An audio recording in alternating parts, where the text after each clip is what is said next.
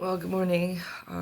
It's the day after daylight savings, so it's been a pretty dark morning. I have my muff on, about ready to go for a walk. I want to get some reading done before I go out. We'll see how far I get, and then I'll just go for it. We're going to start in chapter 18.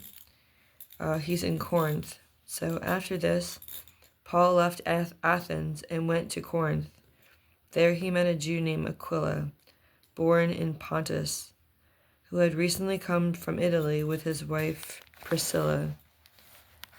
The Emperor Claudius had ordered all the Jews to leave Rome.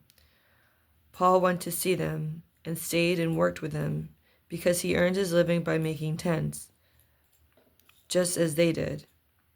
He held discussions in the synagogue every Sabbath, trying to convince both Jews and Greeks. When Silas and Timothy arrived from Macedonia, Paul gave his whole time to preaching the message, testifying to the Jews that Jesus is the Messiah. When they opposed him and said evil things about him, he protested by shaking the dust from his clothes and saying to them, "If you are lost, you yourselves must take the blame for it. I am not responsible. From now on, I will go to the Gentiles." So he left them and went to live in the house of the Gentile named Titius Justus, who worshipped God. His house was next to the synagogue. Crispus, who was the leader of the synagogue, believed in the Lord together with all his family, and many other people in Corinth heard the message, believed, and were baptized. One night, Paul had a vision in which the Lord said to him, "Do not be afraid, but keep on speaking and do not give up, for I am with you. No one will ever be able to harm you, for many in this city are my people." So Paul stayed there for a year and a half, teaching the people the word of God. When Gallio was made the Roman governor of Achaia, the Jews got together, seized Paul, and took him to court. "This man," they said, "is trying to persuade people to worship God in a way that is against the law." Paul was about to speak when Gallio said to the Jews, "If this were a matter of some evil crime or wrong that had been committed, it would be reasonable for me to be patient with you Jews. But since it is an argument about words and names and your own law, you yourselves must settle it. I will not be the judge of such things." And he drove them out of the court. They all grabbed Xanthus, the leader of the synagogue, and beat him in front of the court, but that did not bother Gallio a bit. Returned to Antioch.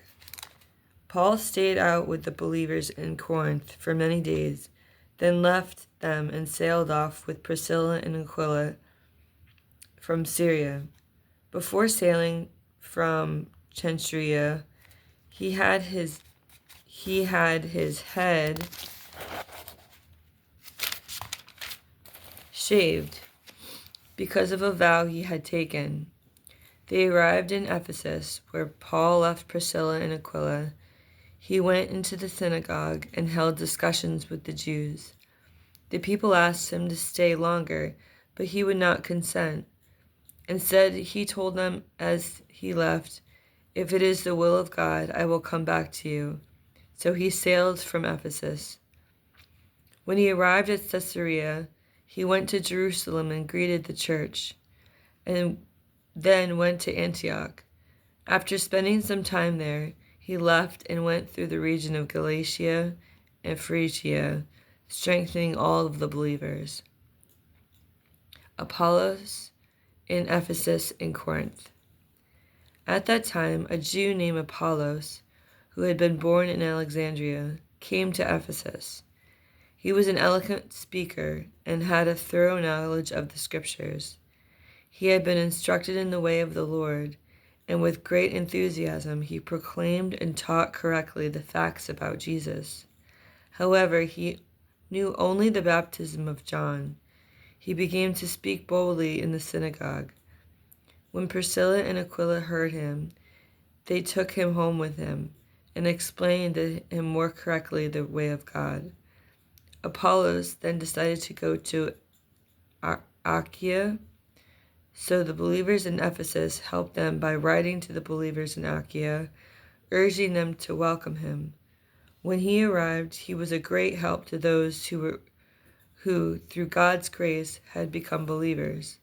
For with his strong arguments, he defeated the Jews in public debates by proving from the scriptures that Jesus is the Messiah. I think I'm going to stop there. It looks like chapter 19 is pretty long, but 18, that's what I got today.